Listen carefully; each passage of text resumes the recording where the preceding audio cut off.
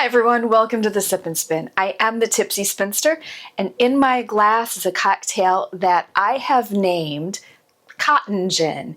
Today's episode is all about cotton. Oh, so good. Okay, today is also day 50 of the Sip and Spin Stash Down event that I started on this year's Distaff Day. And one of the big things that I did this year is, especially for January, I did a dry January, and I've kind of continued that as well.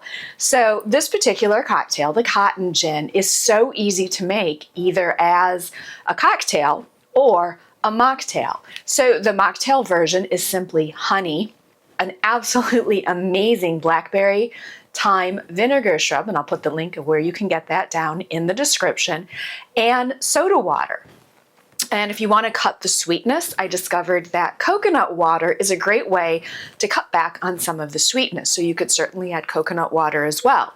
For those of you that would like the cocktail version, you just need to add a little gin, hence the name, the Cotton Gin. So today is day 50, and I thought it would be a really nice opportunity to dive in and talk a little bit about the do-it-yourself cotton gin that I made. And I've posted quite a few videos, shorts of this particular machine over on Instagram, including kind of a rough idea of how to make it. And as I was scouring the internet, I realized there isn't a step-by-step version of how to deconstruct a pasta maker and then put it back together in order to create a working gin using two different rollers. Now, I picked this up. It's actually a clay dough roller. Well, that's how it was labeled. It really is a pasta maker. And it has the smooth rollers on it. And these are great if you're primarily going to be removing smooth seeds from cotton like the Florida native cotton. Most of the cotton that we see still on the seeds, though, is this longer staple length, upland, Egyptian. There's quite a few different kinds, green, brown. They all are what I would like to call rough seed cotton because it's a little bit more of a challenge to get the fiber off the seed.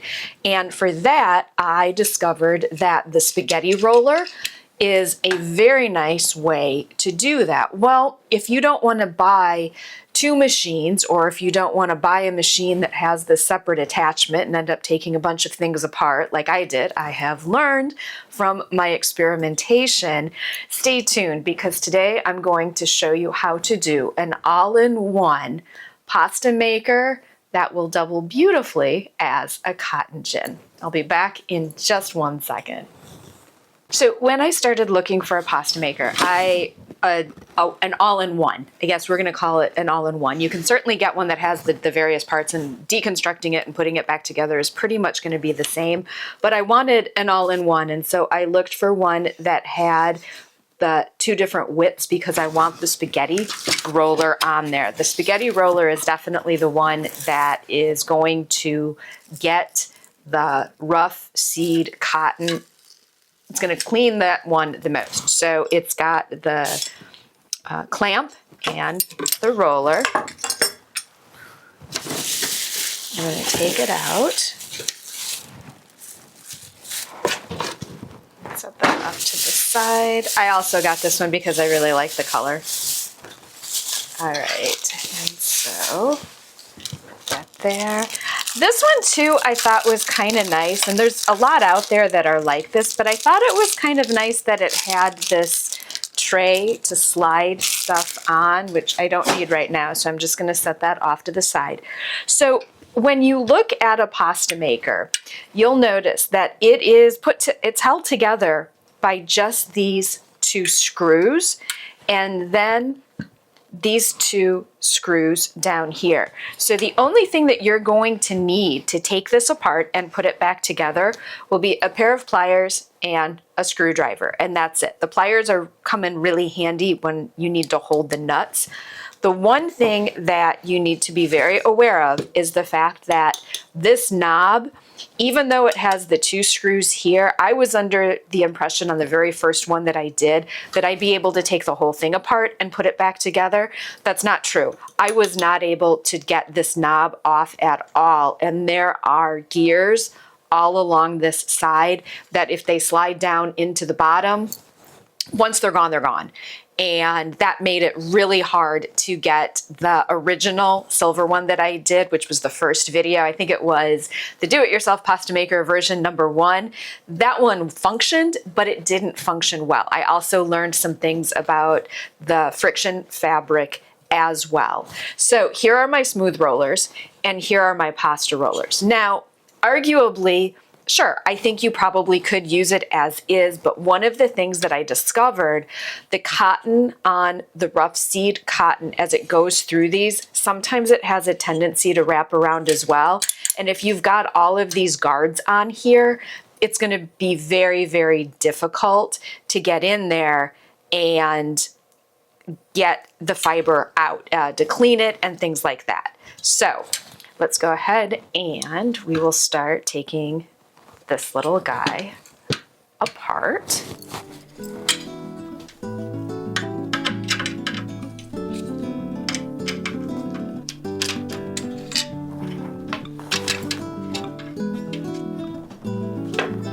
Okay, so now I can see all of my screws.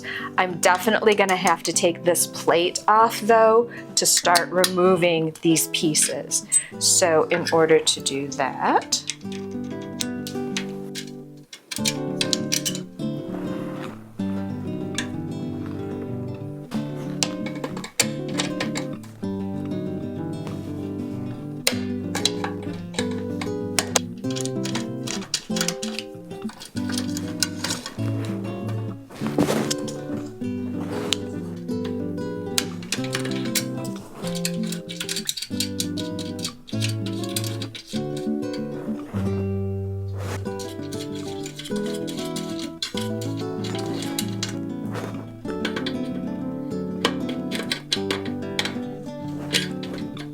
yes, there is a better tool for this, but I wanted to use tools that I think most people have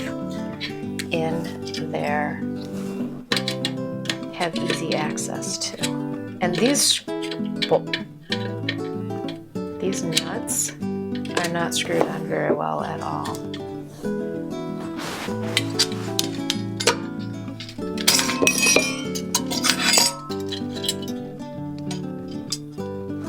Okay, now here's the tricky part. The tricky part is you have to make sure that the gears don't go anywhere as you pull out all of the metal bits.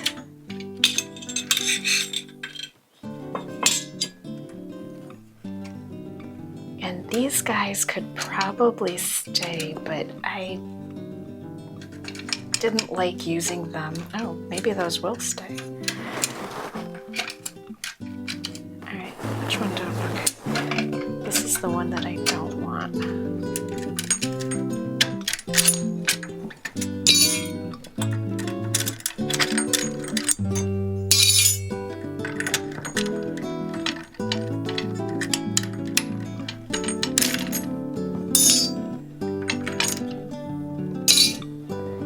Definitely want these guys. I want these guys. I want these guys. Oh.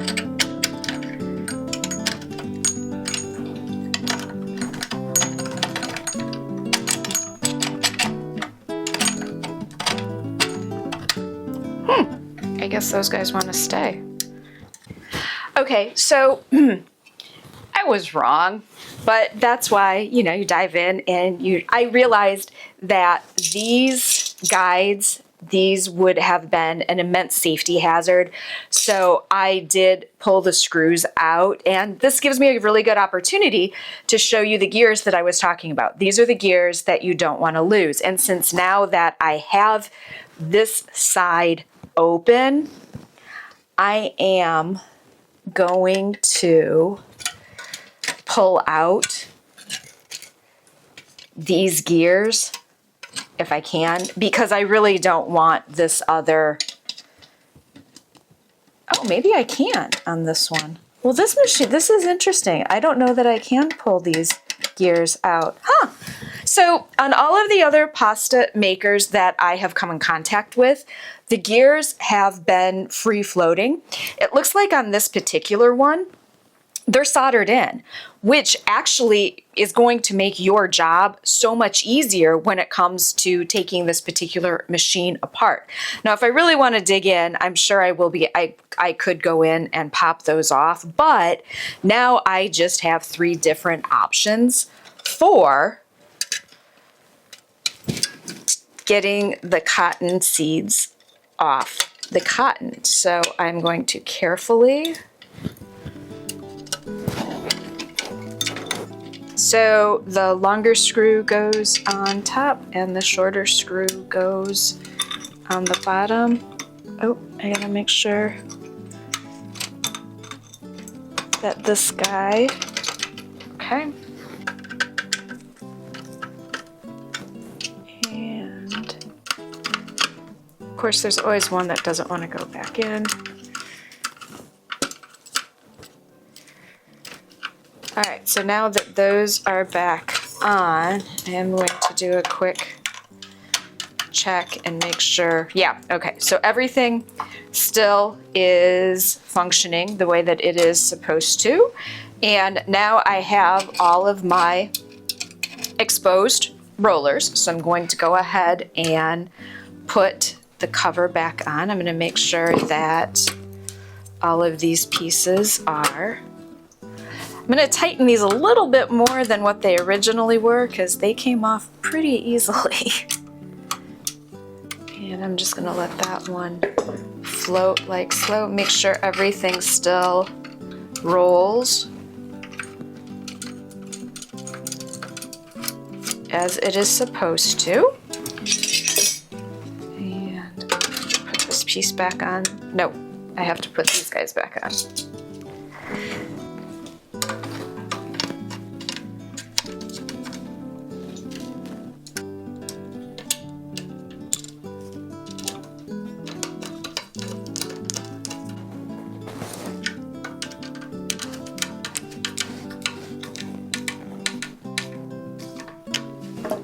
And this piece back on.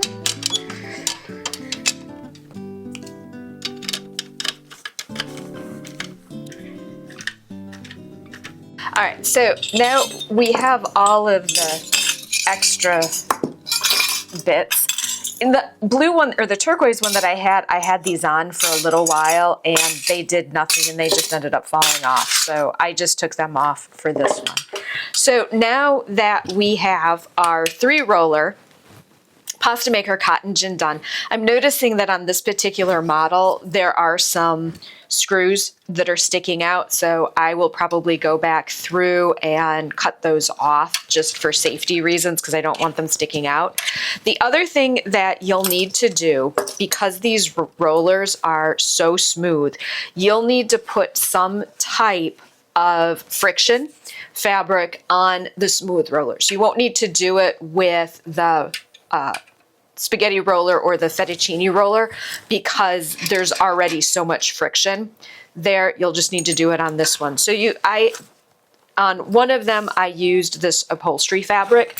For this one, I was thinking about trying to use an actual piece of leather. So I'm gonna grab a pair of scissors and cut this down, and I will be back in just 1 second. Okay, I'm 100% beginning to realize why no one has actually ever shown this process, because it's not complicated. It's really not, but I would highly recommend having 2 people. I definitely needed the assistance of a second pair of hands once I realized that I had to get this side off. Now, that's only true with this particular style. The turquoise one that I had, that this part came separate, same idea, but it was a lot easier to take off the all of the pieces and get it situated and have that second piece on there. So you do have some options. They're all built basically the same way. The one thing that I did discover is on the side where you need to either increase or decrease the width of the roller, you'll want to put some type of friction. And for this particular one, I went with a piece of leather. And the reason why I went with leather is because the upholstery fabric that I was using, there is some give and take. And if you put this all the way in so it's very tight, the leather actually the fabric, leather or fabric, actually starts to crease and move as you use the roller. So with leather, it's going to have that natural give, whereas the synthetic, the upholstery fabric, which is polyester, it's not going to have that give and it's just going to tear. Now I'm hoping when I gin this, I have it on the next opening, not the tightest, but the next tightest. And so I'm hoping that I will be able to, well, one, I hope I put the fabric on right. The glue that I used is E6000 because it's really easy to get off the rollers and I know it's not going to stick to the cotton as I use it. And I do think I put this on wrong. So hopefully the glue is going to hold because I put the seam going the wrong direction. But okay, give me just 1 second and let me get this clamped down to the table and let's give our new pasta maker cotton gin a try. Let me get this area cleaned up and we'll give it a shot and see if it works. I'll be right back. All right, so this is the smooth seed. So I'm going to try the smooth seed cotton first. Let's run it through.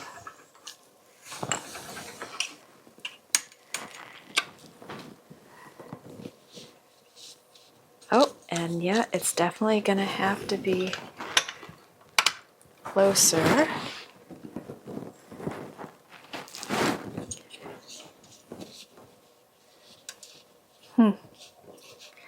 It does help to open it up and to get it as open as you can.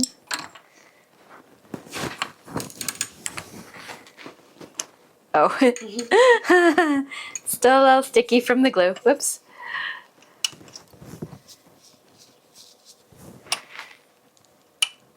Oh, yeah, it is sticking. Nope.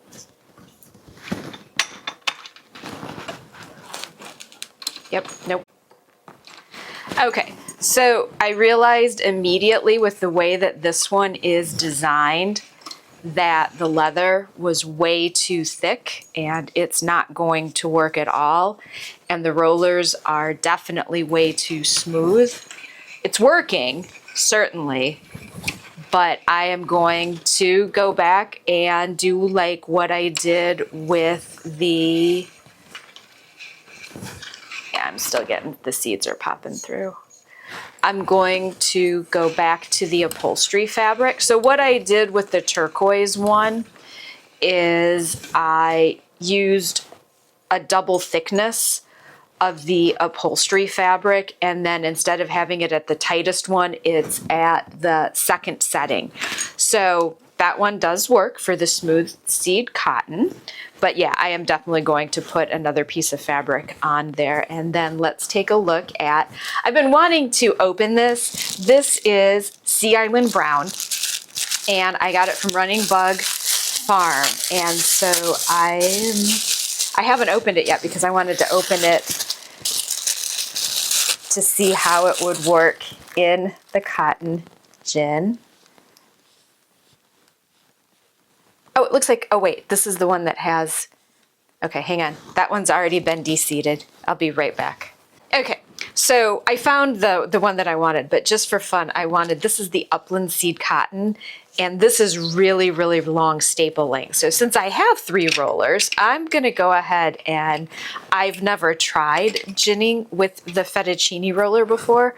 So I'm kind of curious to see what this one does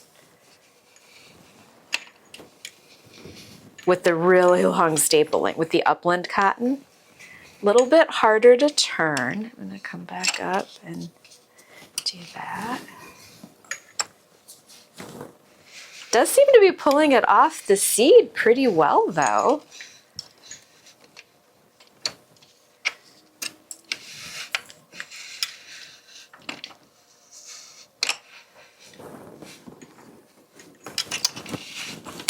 I should have probably opened it up a little bit more.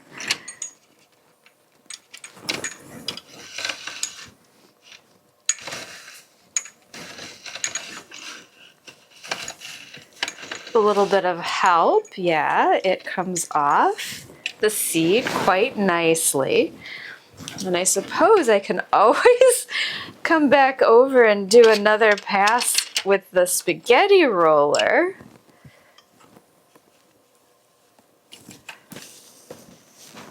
Just to see what happens, to get the last of it off. Oh, definitely. And that pulled the rest of it off. I think I'll probably just continue to use the spaghetti roller because I know that one's going to work the best. So I've got the seeds, and let's try a little bit of the green. This is a really, really short staple length. So it's gonna be a little bit more of a challenge. I have to say, as much as I like the color of this particular pasta machine, I like the way that my turquoise one works better with that separate attachment. This one really grabs the fiber and pulls it, so it's a little bit harder for me to get underneath it and stop it from wrapping around the rollers. So I can, but wow, that is really, really, really short. And I'm gonna have to go back and then clean the rollers off on this one. So that's another step, which is what I was trying to avoid by doing this process in the beginning. I don't want to have to go back and clean all of my rollers off every time I do this, because it's just like pulling it off the seed. So there you have it. I mean, kind of, I'll clean this up and do kind of a quick recap in just a second. Let me clean up the mess. Give me just 1 second. All right, thank you so much for tuning in. So little bit of quick troubleshooting as I was doing this. The leather didn't work. It's a little bit too thick, so I went back and put on the upholstery fabric, which enabled me to wrap it around a couple times to get just the right distance between the 2 rollers so the seeds don't get crushed, and it easily pulls it through. So you'll have to do a little bit of troubleshooting on that one. And I learned that while all pasta makers appear to be built the same, they don't all have the same quality. And so for this one, where I thought I would be getting a really great deal with having 3 different roller options, this spaghetti roller is really rough. It has a lot of sharp edges, and it was grabbing the fiber and really holding on to it. Whereas this one, the spaghetti roller, for one thing, you can see the tines on this one are much thinner. On here, the grooves in between them are a little bit thicker. So having that separate piece that hooks on like so in the teal one, this was actually an easier model to take apart and put back together. This one was incredibly difficult because I had to take off the side that I really didn't want to mess with at all because of the knob. So while I picked the hardest one probably to take apart and put back together, if you decide to build your own cotton gin using a pasta maker, I would highly recommend going with one that has the separate noodle attachment piece, because you'll find when you take it apart and put it back together, it's going to be a lot less stressful, and it's going to have a lot fewer, the parts are going to be contained. On this one, I'm going to have to go through now and Dremel off the really sharp screws that are sticking out, and I didn't know that I was going to have to do that. So I'm not going to give you any brands, I'm not going to give you any links, because there are so many different ones out there, and in my experience I've worked with 3 different ones, 3 different price points. They are all built exactly the same. So if you want to make your own cotton gin using a pasta maker, good luck, by all means. It's not complicated. You only need a screwdriver and a pair of pliers to get it done. If you happen to make one, if you have any additional suggestions, by all means, drop them into the comments, share your knowledge with everybody. We are a community, and I love reading your comments. I love reading what you're doing with it. If you build one and it works great for you, please let me know as well. If you've got any other tips on spinning cotton, by all means, drop them down. As a reminder, this was the Cotton Show, and in my glass is the cocktail that I created called the Cotton Gin. Today is day 50 of the Sip and Spin Stash Down for this year. If you'd still like to join, please feel free to do so. We have another 50 days, so if you would like to do 50 days of a stash down, working with fiber, maybe learning how to work with a new fiber, I would highly encourage you to do that. Thank you so much for coming with me on this journey of do-it-yourself building. It's something that I have not done before. As always, thank you so much for tuning in, and happy spinning.